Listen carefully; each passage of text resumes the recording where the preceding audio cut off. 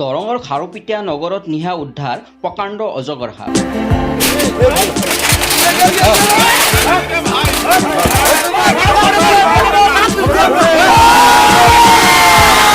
আৰক্ষীয়ে স্থানীয় ৰাইজৰ সহযোগত উদ্ধাৰ কৰে সাপডাল।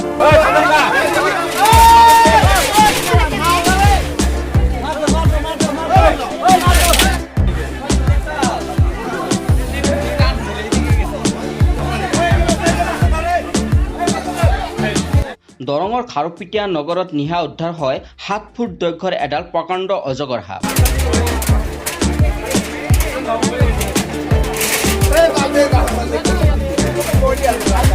নগৰখন 4 নং ৱাৰ্ডৰ অগ্নি নিৰ্বাপক বাহিনীৰ কাৰ্যালয়ৰ বিপৰীত দিশত অজয় চৰকাৰ নামৰ লোকজনৰ ঘৰৰ চোতালত প্ৰকাণ্ড অজগৰ সাপডাল স্থানীয় ৰাইজে প্ৰত্যক্ষ কৰি আৰক্ষীক খবৰ দিয়ে।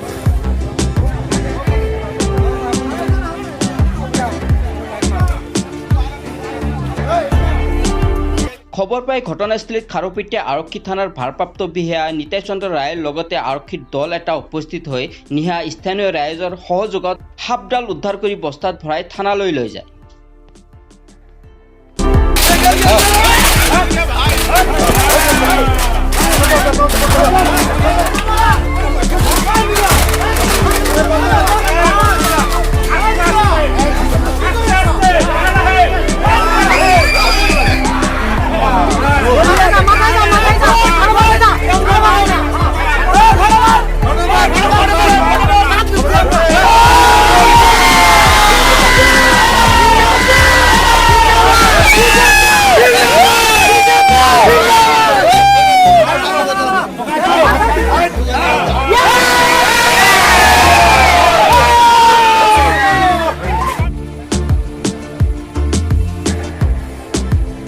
অজগৰ সাপ উদ্ধাৰ কৰিলে আমাৰ অভিযোগ ল'ৰা হয় আমি ধৰিলোঁ, সাপটো উদ্ধাৰ কৰিলোঁ। মানুহৰ মাজত আতংক সৃষ্টি কৰিছিল।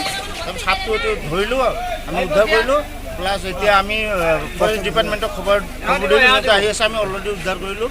মানুহৰ মাজত বহুত হাহাকাৰ সৃষ্টি হৈছিল। খবৰ দিয়া হ'ল, সিহঁতে আহি আছে, এতিয়া লৈ যাব।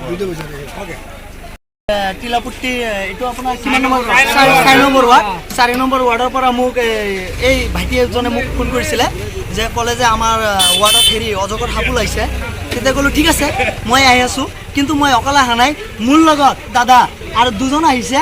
মোৰ আশিষ নন্দী মহোদয়, আমাৰ খণ্ড আয়ুক্ত 6 নম্বৰ ৱাৰ্ডৰ পৰা, আমাৰ ভাইচ চেয়াৰমেন অসীম শ্বাহ ডাঙৰীয়া, খাৰুপিটিয়া থানাৰ মৰমৰ আমাৰ নিতাই চন্দ্ৰ ৰয়, নামটো মই ক'লোঁ, কচি ছাৰ। আমাৰ ছাৰে এনেকুৱা মানে ছাৰ্ভিচ দিছে, নিজে ছাৰে হাফ পেণ্ট পিন্ধি আহিছে সাপডাল ধৰিবৰ কাৰণে।